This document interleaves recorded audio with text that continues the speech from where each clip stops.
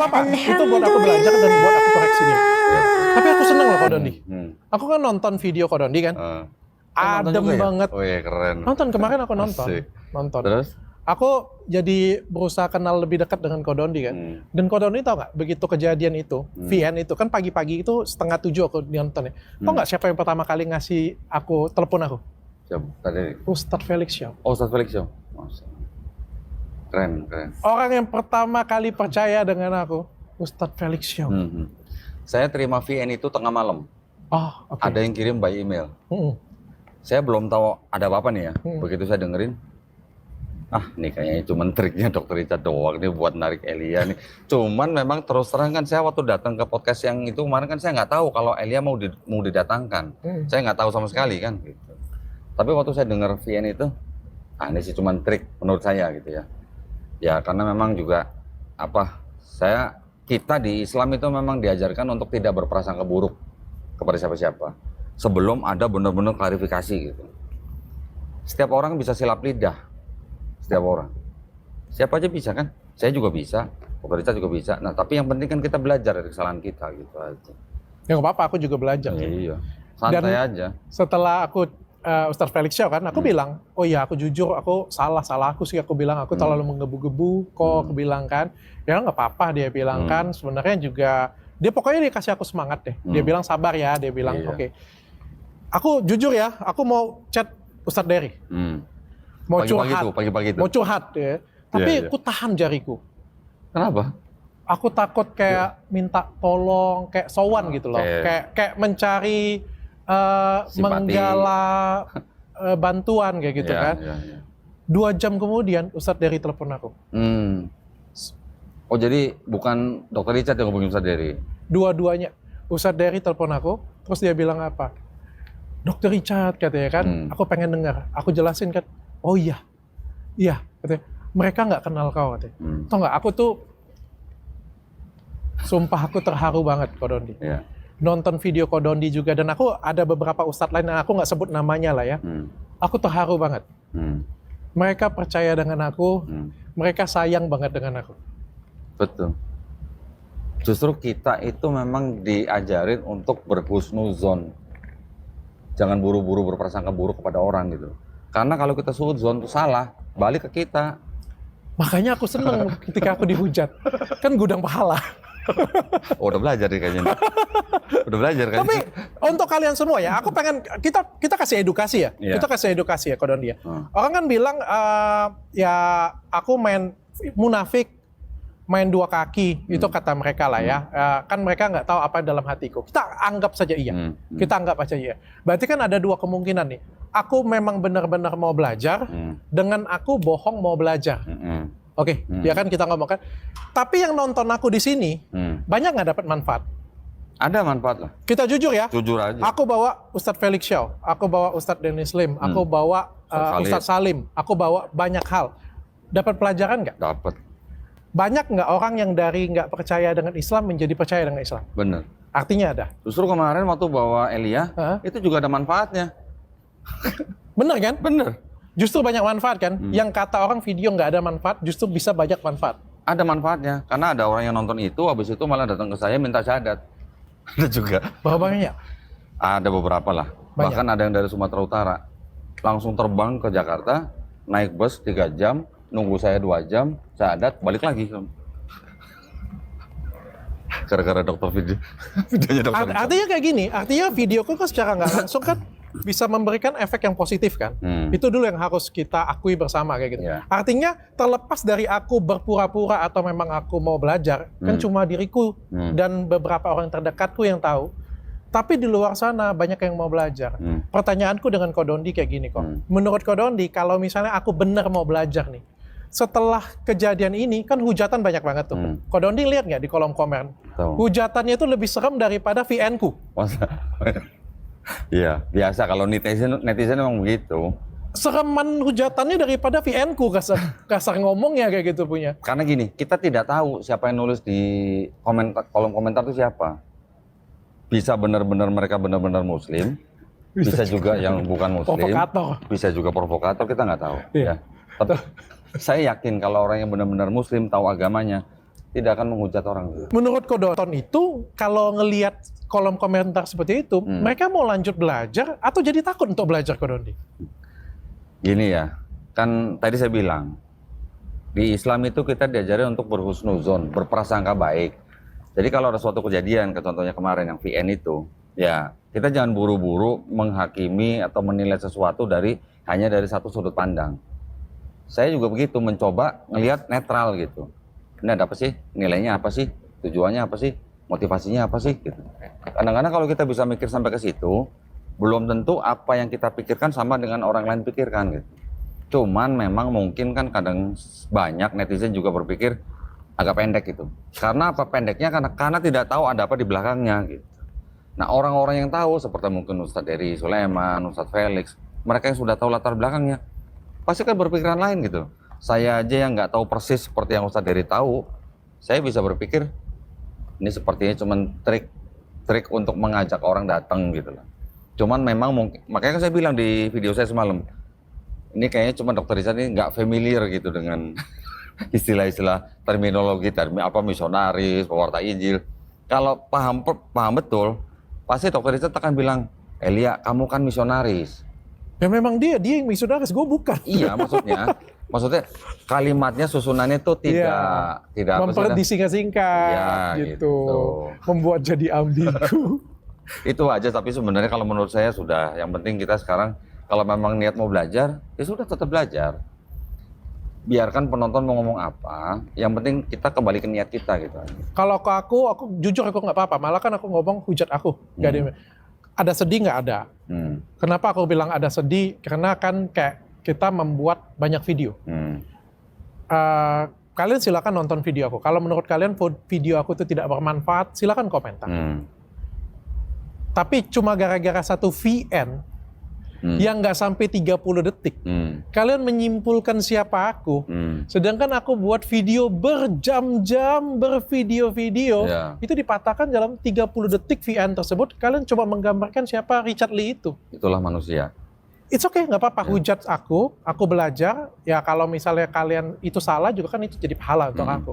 Tapi aku lebih peduli ke orang-orang lain yang di luar sana yang mau belajar dengan Kodondi, dengan Ustadz Felix Show, melihat ini semua, aku ya rasa nggak nyaman. Mereka tuh jadi kayak takut. Makanya kalian jangan belajar dengan komentar ya. Kalian belajarlah dengan guru yang tepat. Mohon maaf ya. Sekali lagi ya, Islam tidak digambarkan seperti orang-orang yang tulis di kolom komentar. Aku minta maaf banget. Tapi itu adalah kenyataan. Belajarlah dari orang-orang yang tepat. Justru ya, saya juga dulu pernah di posisi seperti Dokter Richard. Oh ya? Gini maksudnya, saya dulu waktu pertama kali observasi mengenai Islam, observasi ya, ngamatin dulu dong. Ya, terus mempelajari kan. Tapi yang saya pelajari, yang saya amati bukan Islamnya, tapi Muslimnya. Oke. Sudah tahu bedanya kan? Iya. Muslim ya, orangnya jadi, pelakunya jadi. Pada waktu saya ngamatin pelakunya, saya dulu mikir begini, kok Islam begini ya? Berantem di sono, ribut di sono, sweeping di sini, sweeping di sono. Kok seperti kayak orang nggak pernah ada damai gitu. Udah begitu kan, tahu sendiri WTC dulu ya. Tahu kan, bisa bom. Langsung tergambarkan Islam. Orangnya lagi gitu. Tapi kita tidak pernah ngelompat coba ngeliat apa sih ajarannya gitu. Karena ada hal-hal yang dilakukan buruk oleh pelaku, akhirnya orang jadi tertahan gitu loh untuk masuk Islam. Orang bersentimen keras, galak, ya keras lah kayak gitu punya kan. Yang benar Islam itu bukan keras, tegas gitu.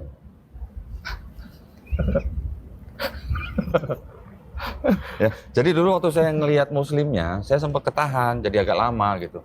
Tapi setelah ngeliat Islamnya, baru kelihatan bedanya gitu. Oh ternyata hal-hal yang salah dilakukan oleh Muslim itu tidak diajarkan loh di Islam loh. Siapa yang ngajarin Kodondi? Sampai melihat Islam yang sesungguhnya, bukan Muslim. Ya mungkin memang sudah jalan ya dari Allah SWT ya. Ada satu kelompok lah yang waktu itu saya nilai memang negatif. Memang semuanya ada peran dari media. Media kan penting banget kan memang kan. Setelah saya ngeliat begitu, ya qadarullah saya melihat juga video yang lain.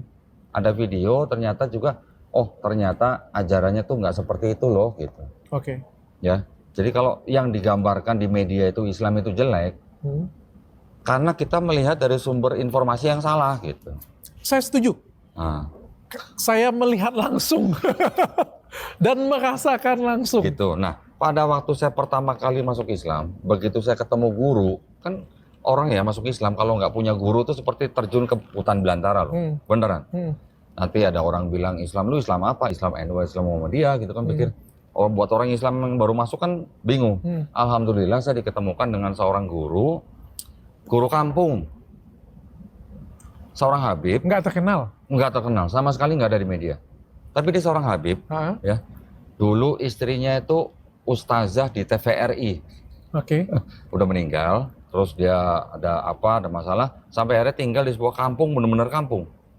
Saya dikenalin dengan dia, Habib itu, setelah saya belajar Islam ya. Bukan dari media, bukan dari YouTube, bukan dari mana-mana. Dari dia nih, soal Islamnya. Kaget saya. Serius. Pulang dari rumah Habib itu, saya bunuh semut yang nempel di tangan saya aja mikir 2 kali. Bayangin, kalau dulu lihat semut, mau udah langsung tes gitu ya. Pulang dari rumah Habib, lihat semut begini, saya singkirin aja. Memang kita dikasih hak untuk makan binatang. Tetapi tidak semua binatang kita boleh bunuh dengan bebas gitu.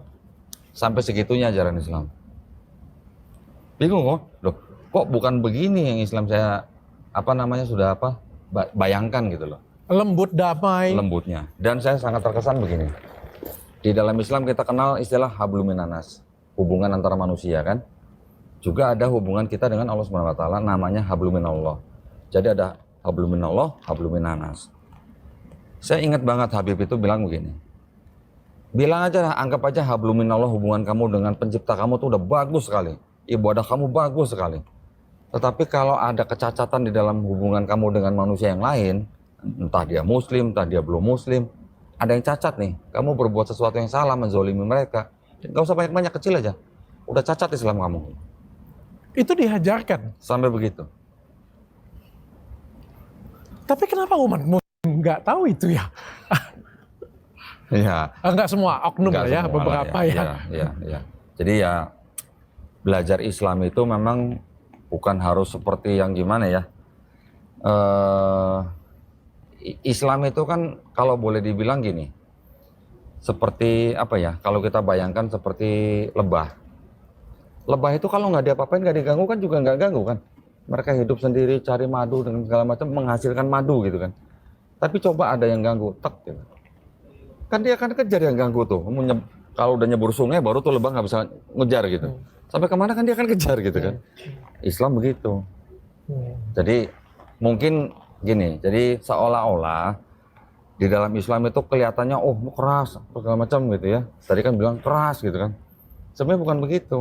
Islam itu sebenarnya ya cinta damai. Enggak. Tapi jangan diganggu gitu.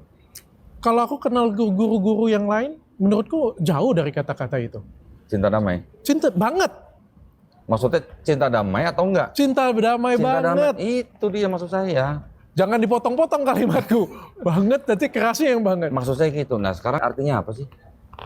Nggak tahu. Udah tahu? Belum tahu? Nggak tahu. Damai. Literalnya tuh damai. Ya. Kemudian bisa selamat, patuh, taat, tunduk. Tapi yang paling esensinya Islam itu berserah diri. Submitted to one true God gitu. Oke. Sebenarnya itu. Jadi Islam adalah berserah diri. Muslim adalah orang yang berserah diri. Nah, sekarang oke lah kalau kita bicara semua agama juga pasti ada kambing hitam lah ya. Pasti ada kelompok-kelompok ekstremis di dalam setiap agama. Semua pasti ada. Cuman kenapa kok Islam yang paling sering difitnah? Di seluruh dunia loh ya. Islam yang paling sering difitnah apanya nih? Pernah dengar dong Islamofobia? Oh, oke. Ada nggak sedikit-sedikit dibilang teroris? Ada nggak Christianity phobia? Pernah dengar nggak? Nggak pernah. Ada nggak Buddha phobia? Tapi sebenarnya di Kristen juga kan sebenarnya banyak masalah juga ya. Salah satunya di dalam organisasi kan juga sebenarnya cukup banyak masalah juga. Bukan tanpa celah ya. Semua punya masalah semua ya kalau menurutku ya. Itu masalah manajemen. Ya, masalah organisasi. masalah institusi, tapi bukan masalah di ajaran. Gitu. Oke. Semua agama pasti ada masalah seperti itu ada. Kalau mau bicara denominasi, di Kristen jauh lebih banyak daripada Muslim. Iya, oke. Tapi bukan itu sebenarnya poinnya. Kenapa Islam kok yang paling banyak Kenapa? difitnah?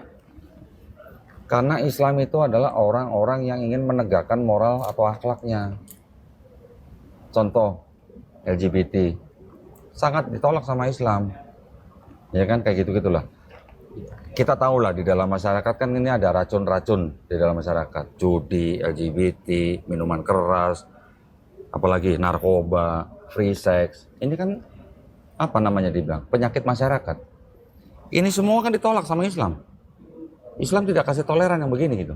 Kalau ada Islam yang masih melakukan ini berarti dia belum muslim beneran gitu. Nah, terus Islam juga yang paling istilahnya menegakkan moral Islam di dalam keluarga, satu keluarga.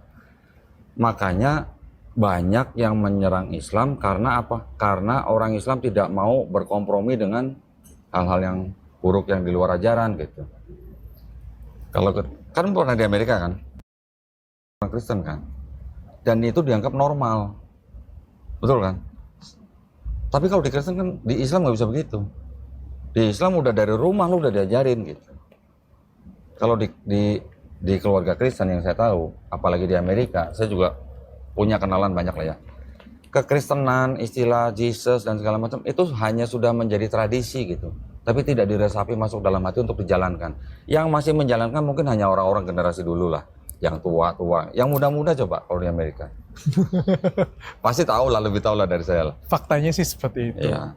Nah, karena Islam mencoba menjaga moral dan akhlak itu, banyak pihak yang ingin menghancurkan. Kenapa? Ya kan Islam pangsa pasar yang besar gitu. Muslim di dunia ini kan pangsa pasar yang besar. Contoh lah, umat Islam. Perempuannya menggunakan kerudung kan. Yang menjual shampoo kan nggak bisa jual, istilahnya. Kayak gitulah. Oke. Contohnya, fashion. Ya kan? Di dalam Islam jelas.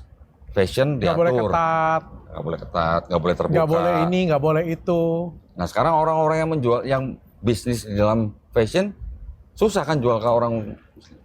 Kalau benar apa yang dikatakan Kodondi, mereka menyerang, tapi juga ada pintu masuknya dan ada celahnya, yaitu umat Muslim juga. Iya. Yang ajarannya sedemikian bagus, tapi tidak direpresentasikan dengan baik. Itu iya. adalah celah orang untuk masuk. Betul. Sehingga membuat stigma-stigma. Betul. Memang Kristen tidak hanya diserang dari luar, tapi dari internal juga.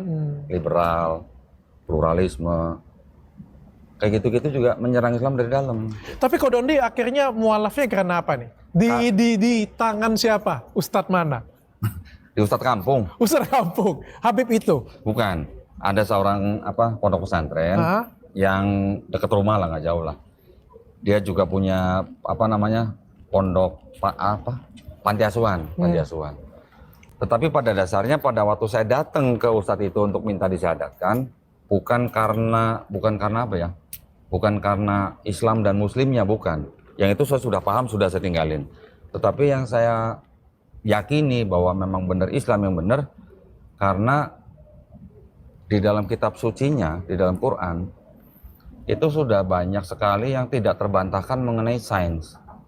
Itu yang bikin saya udah nggak bisa apa-apa, ini yang benar. Oke. Dan ketika Kodondi memilih itu, bagaimana respon dari keluarga dan orang terdekat Kodondi? Keluarga, alhamdulillah keluarga saya bukan keluarga yang fanatik banget, yang nggak boleh pindah gitu. Sebelumnya agama apa? Protestan. Wih, biasanya Protestan kuat banget. Militan gitu. Iya. Memang militan. Nenek gue militan banget. Dia lepas aja gitu. Lepas aja. Karena udah pusing dengan lo kali ya. Satu, saya udah mandiri. Udah ini anak mungkin berat banget. Udah dia menemukan jalan yang benar. Enggak, jadi memang keluarga saya nggak terlalu yang gimana-gimana. Oh, nggak begitu ini. Tetapi kalau kita tilik nih. Kenapa kok keluarga kita kalau yang misalnya yang Kristen, contohlah dari etnis Tionghoa ya, kan banyak yang menolak anaknya, walaupun anaknya udah kaya raya nih, mau pindah agama, tetap aja dilarang karena orang tua gitu. Iya. Kenapa kira-kira?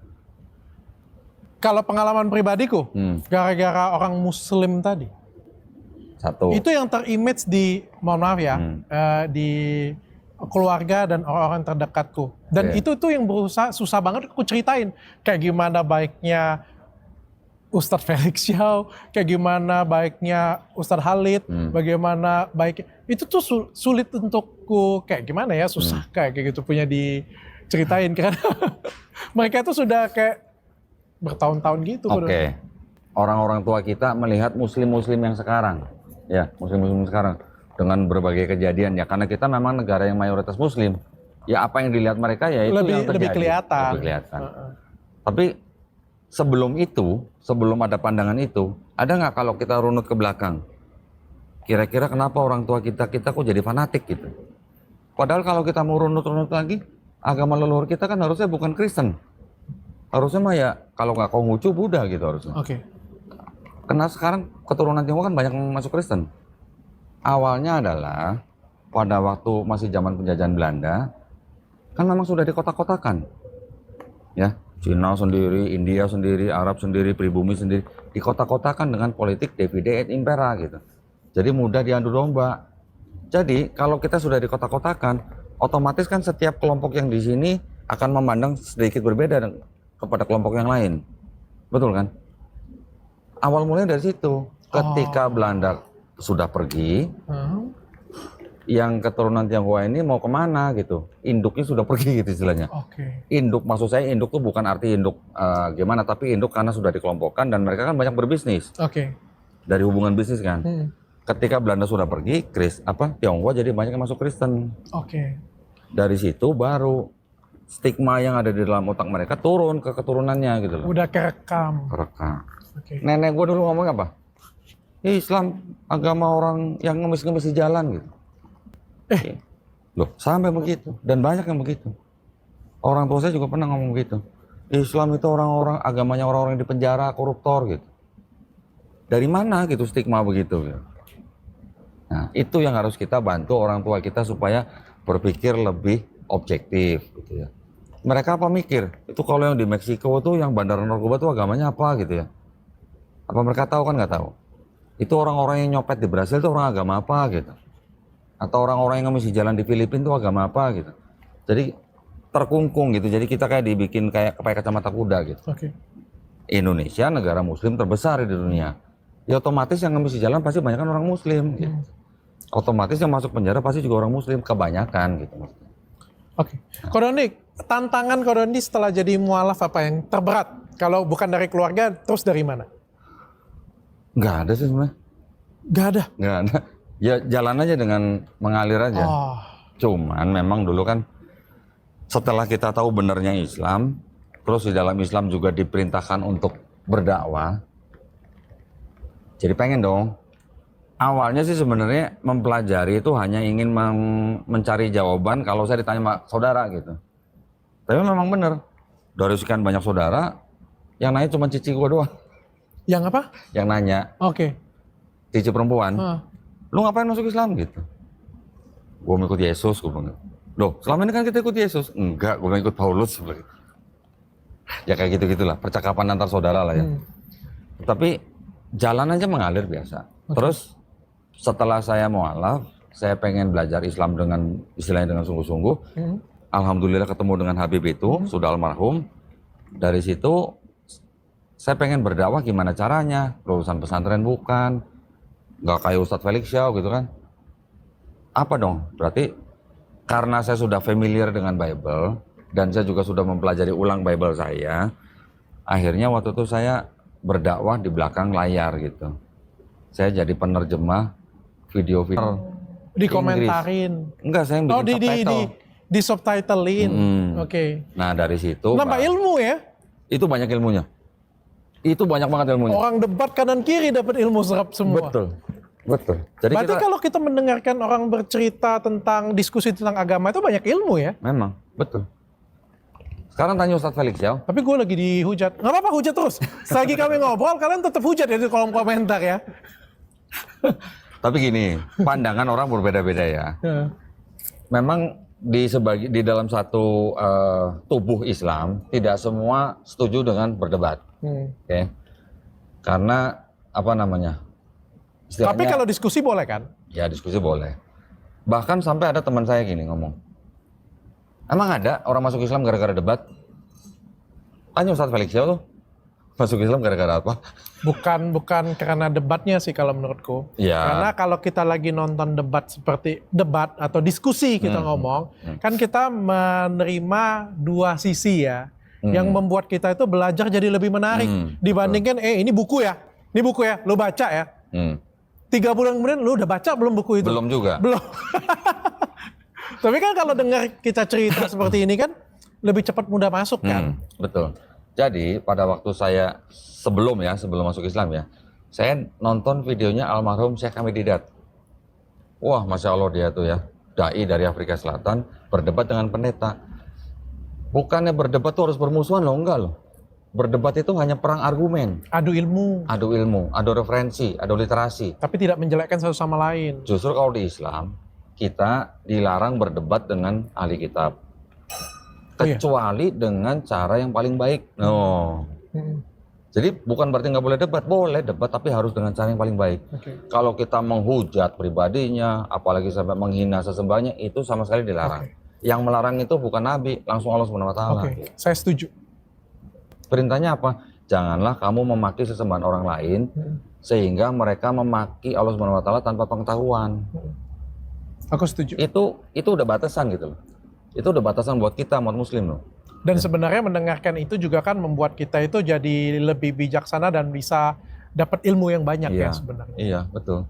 Sampai teman saya begitu. Jadi, emang ada orang masuk Islam masuk Islam gara-gara debat? Ada banyak, contohnya banyak. Karena berdebat. Jadi debat itu bukan berarti konotasinya harus negatif, enggak. Saya berdebat sama pendeta di hotel, face to face, buka-bukaan kitab. Habis debat kita ngopi bareng, makan bareng, ngobrol bareng. Tetap berteman.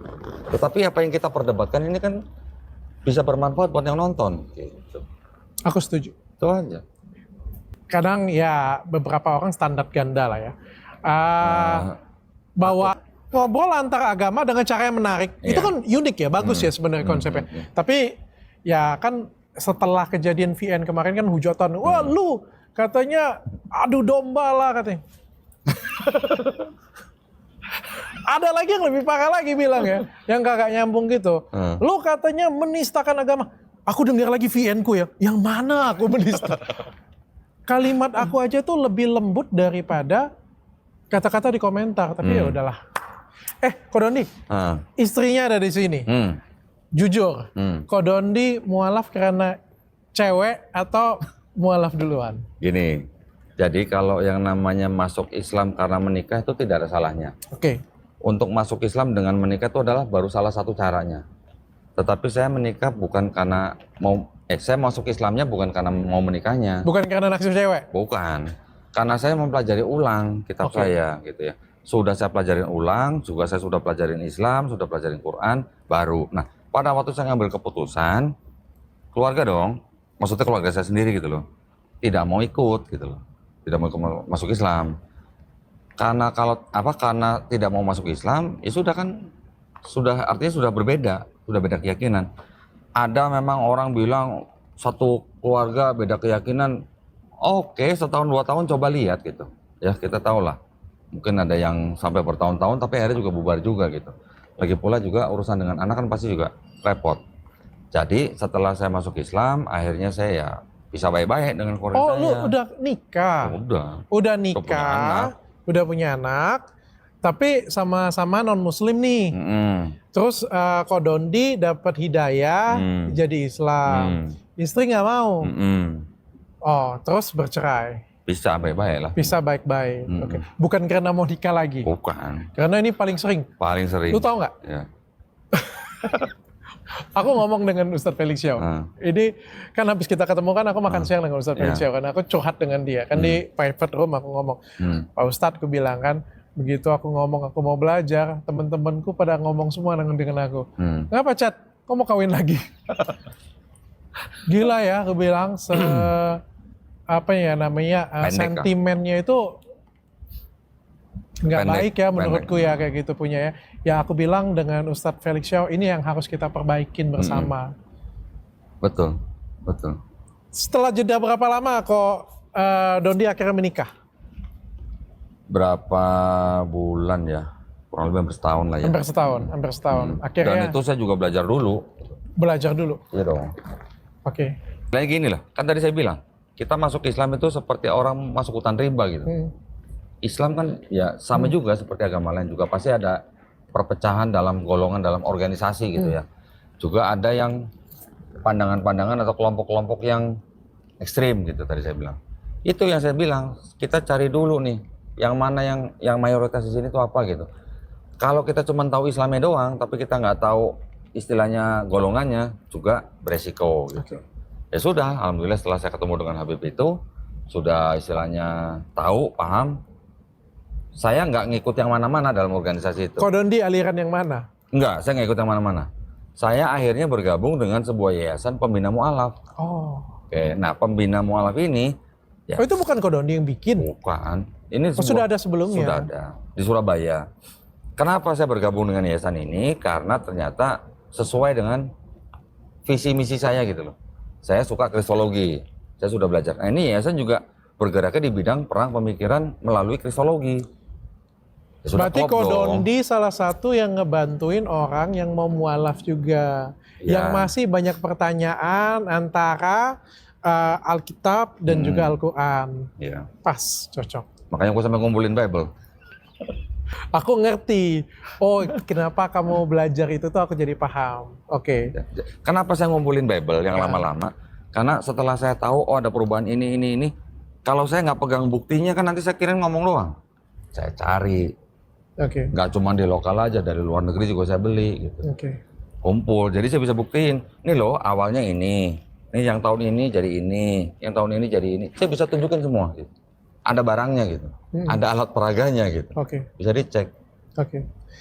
Kok Dondi setelah nikah nih, ya kan tadi kita ada ngomong ya tadi ya, ada beberapa sentimen yang kurang baik lah kayak gitu. Kok Dondi ada rencana mau menikah lagi kah? Menambah istri? Belum. Belum. Karena Menurut Kok Dondi bagaimana tentang poligami? di dalam Islam dibolehkan, ya. Tetapi ada syaratnya kan. Syaratnya itu nggak gampang loh. Boleh, istilahnya boleh menikah sampai 2, 3, 4. Bukan 2 tambah 3 tambah 4 ya, bukan ya. 1, 2, 3 atau 4 gitu. Tetapi syaratnya juga berat gitu. Beratnya apa? Adil. Kalau nggak bisa adil, nikahilah satu saja. Oke. Satu-satunya kitab suci yang bilang nikahilah satu saja cuma Quran. Walaupun dibolehkan 4, tapi kalau nggak bisa adil, nikahilah satu saja. Oke. Dan Kok Dondi ada rencana mau nambah nggak? Belum tuh. Belum ada. Kalau belum artinya ada mau. Kita nggak pernah tahu. Oke. Tapi kalau melihat syaratnya, saya merasa saya nggak mampu gitu. Karena syaratnya harus adil. Seorang ibu lah misalnya. Seorang ibu punya anak 4. Kira-kira kasih sayangnya ibu ini bisa nggak rata 4 anak ini? Kira-kira. Ibu nih, darah daging nih. Kira-kira bisa nggak? Itu aja kita sebagai orang tua aja agak susah ya. Susah. Apalagi dengan Apalagi wanita suami ya. Ya itu maksud saya. Ada yang lebih cantik, ada yang lebih Tapi bukan berarti baik. nggak boleh loh ya, bukan berarti boleh, asal bisa adil. Adilnya dalam arti ya kan adil bisa materi, bisa perasaan. Materinya mungkin bisa adil, tapi perasaan. Oke. Kok Dondi kalau halangan dari Muslim sendiri, Halangan apa? kan Ustadz Felix Shah udah bilang bahwa halangan terbesar itu sebenarnya bukan dari non Muslim, justru ada pada Muslim sendiri. Aku relate banget sumpah. Aku tau nggak waktu teleponan dengan Ustadz Felix Shah ya, aku hampir mau nangis terus aku ngomong dengan, tapi Ustadz Felix Shah nggak tahu aku hampir mau nangis. Aku ngomong apa? Aku tuh bukan mau nangis bukan karena sedih, karena dihujat, bukan karena Vian. Ya sekali lagi ya catat ya, nanti katanya itu lagi. Aku tuh terharu karena kayak ada kata-kata yang aku pernah dengar dan relate dengan aku. Kayak ketika kamu itu menunjukkan ketulusan hati kamu kayak gitu, maka kamu akan difitnah. Terus tantangan itu terbesar bukan dari luar, tapi justru dari dalam sendiri. Jadi kayak aku tuh berperang, sudah dari dalam aku perang, dari luar aku perang. Paham. Kayak apa ya, di sebelah sana aku nggak diakui lagi, di sebelah sini gue kagak diterima. Bingung gak sih kayak gitu kan? Paham. Nah, Kodondi kan juga pasti dong. Karena kan Cina nih, mualaf juga. Kayak gimana sih penerimaan dari Muslim sendiri ke Kodondi? Gini, makanya saya bergabung dengan Yayasan Pembina Mualaf ini, kita kan istilahnya non manhaj gitulah. Jadi kalau di Yayasan Pembina Mualaf ini, kita menerima semua Muslim mau dari golongan apa aja silakan kalau mau gabung. Di dalam yayasan kita juga diharamkan berdebat sesama Muslim. Nggak boleh sama Muslim berdebat. Semua perdebatan di dalam Islam itu sebenarnya sudah selesai tuh berapa ratus tahun yang lalu gitu. Ya, namanya Muslim harus berukhuwah, bersatu gitu loh. Kita mau ngambil jalur pemikiran ya sudah, lawan kita itu bukan sesama Muslimnya. Silakan bergabung dari organisasi mana aja, mau dari partai politik mana aja juga silakan bergabung. Yang penting di dalam kita harus berukhuwah. Nanti kalau sudah istilahnya berkegiatan di luar yayasan, silakan. Mau di partai politik apa aja silakan, mau di organisasi apa aja silakan. Tetapi silakan berkegiatan dengan akhlakul khorimah gitu, yang berakhlak gitu. Islam ini kan diturunkan untuk menyempurnakan akhlak manusia. Ya sudah, kita yang sudah menjadi Muslim, kita harus menunjukkan akhlak kita di masyarakat.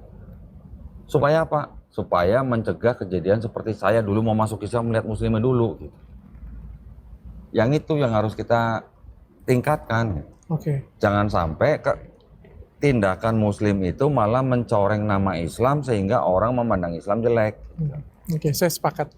Kok tadi kan aku bawain Elia, kata Kodondi kan banyak efeknya. Banyak. Setiap hari.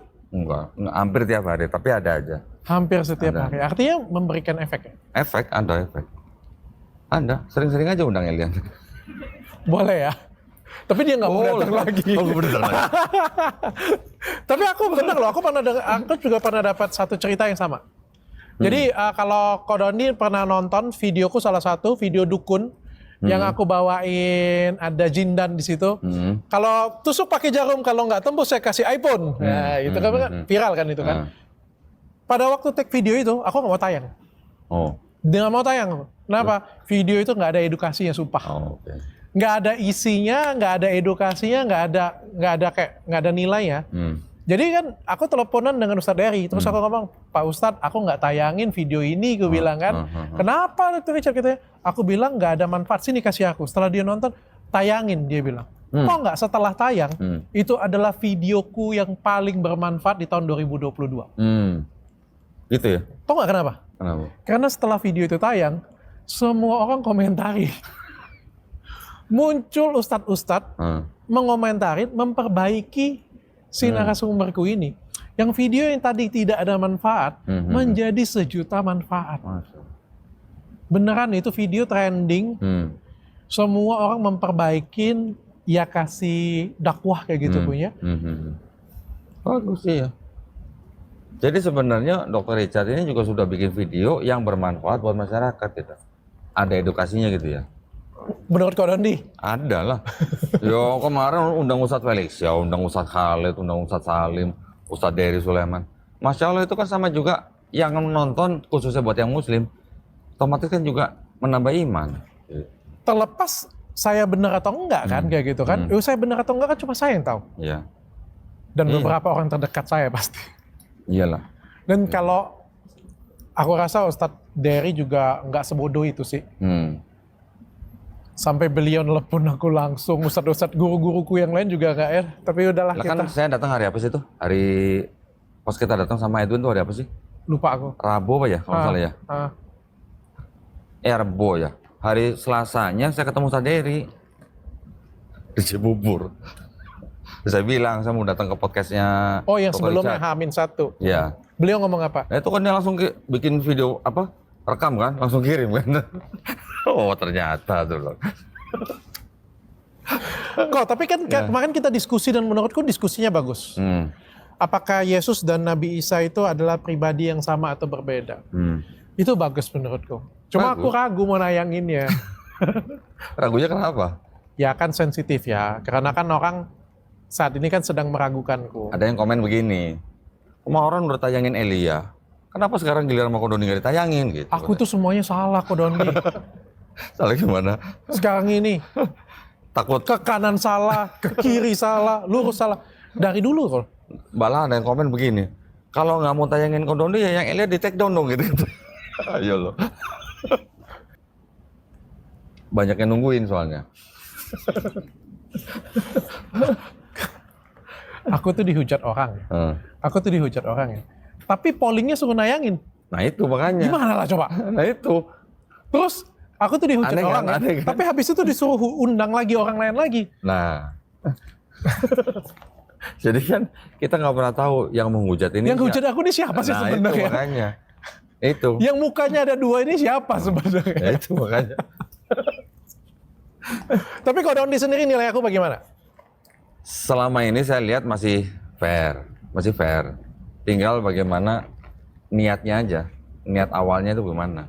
Kalau memang niat awalnya sudah dari podcastnya Elia memang untuk edukasi, ini ada perspektif lain juga yang bisa dipakai untuk mengedukasi, ya tayang. Tapi kalau yang ini nggak ditayangin, malah menimbulkan tanda tanya. Niat awalku, aku jujur ya, niat awalku adalah edukasi. Aku nggak cari, kalau ngomong nggak cari duit dari YouTube, dapat duit iya. Tapi kalau kalian kan lihat ya, aku punya rumah, aku punya mobil dan lain sebagainya. Ya kalian bisa mengkategorikan segmenku sendiri lah. Nggak ada YouTuber kaya karena kayak gituan. Yang YouTuber yang seperti itu punya nggak ada. Aku dapat itu ya dari bisnisku. Tapi kalau ditanya seneng nggak dengan viewersnya banyak, jujur seneng. Siapapun juga pasti seneng, pasti kejar viewers juga. Tapi yang paling penting adalah viewers itu kan bisa kasih edukasi ke masyarakat sebenarnya. Terlepas dari apapun kan aku membawa dari dua sisi. Dari sisi Islam, dari sisi Kristen sebenarnya. Bahkan dari sisi Islam kan jauh lebih banyak.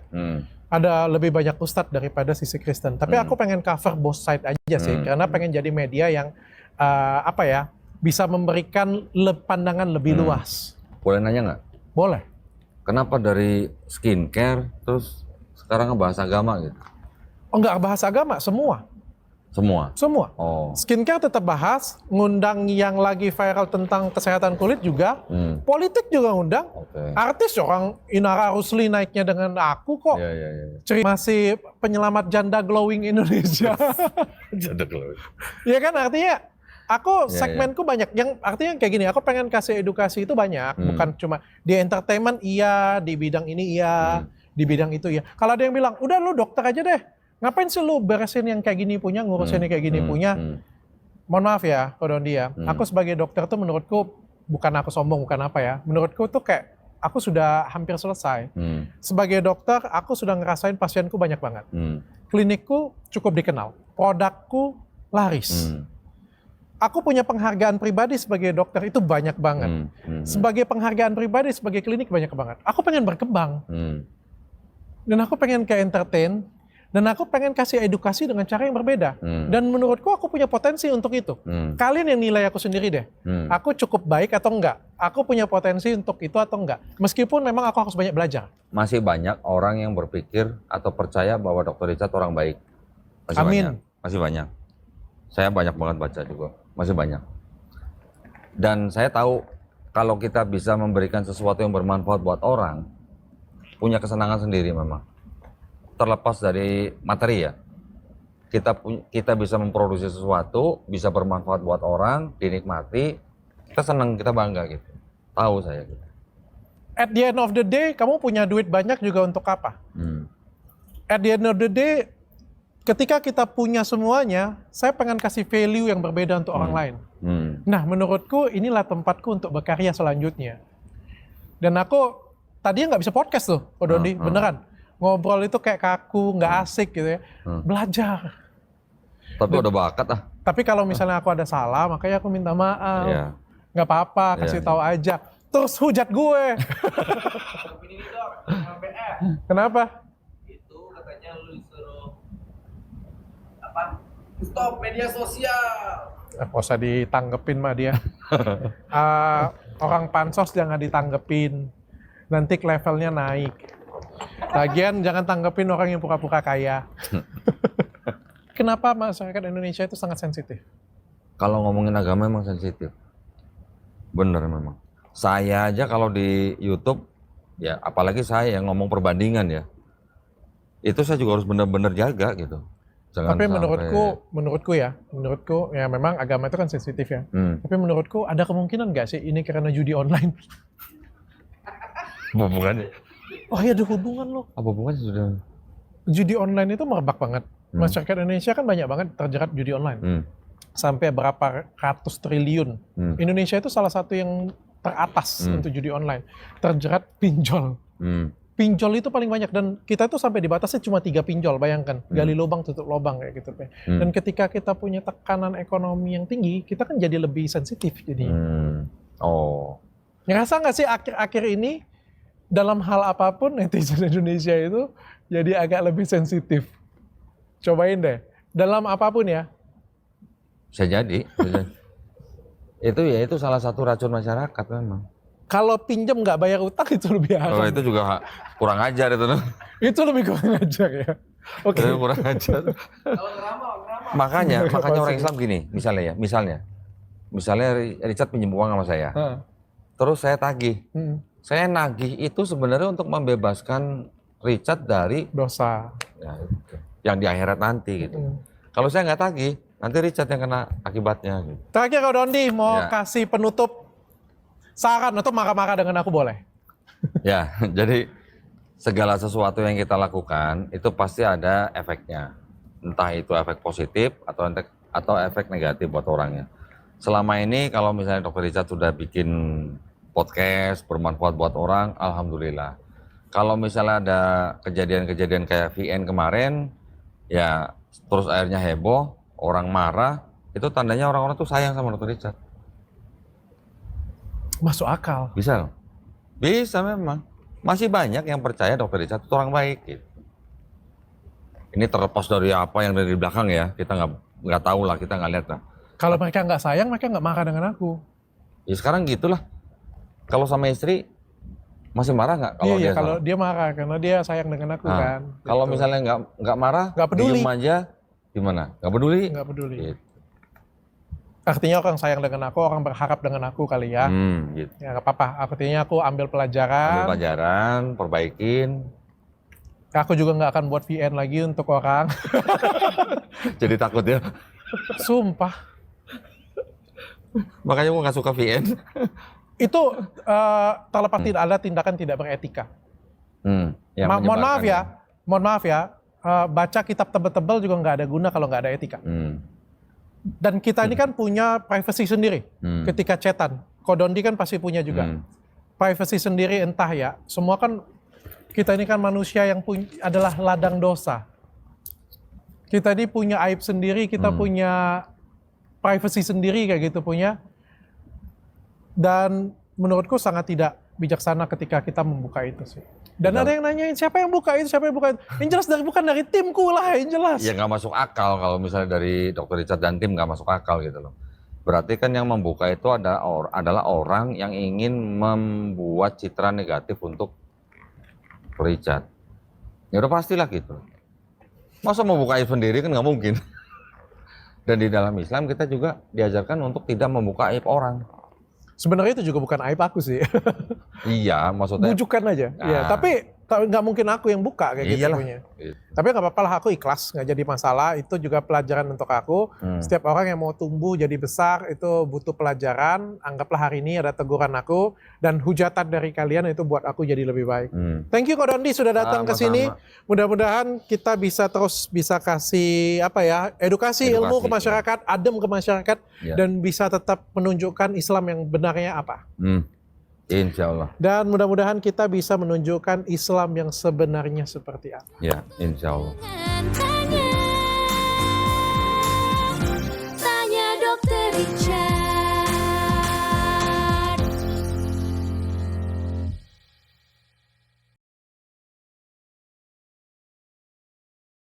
Alhamdulillah.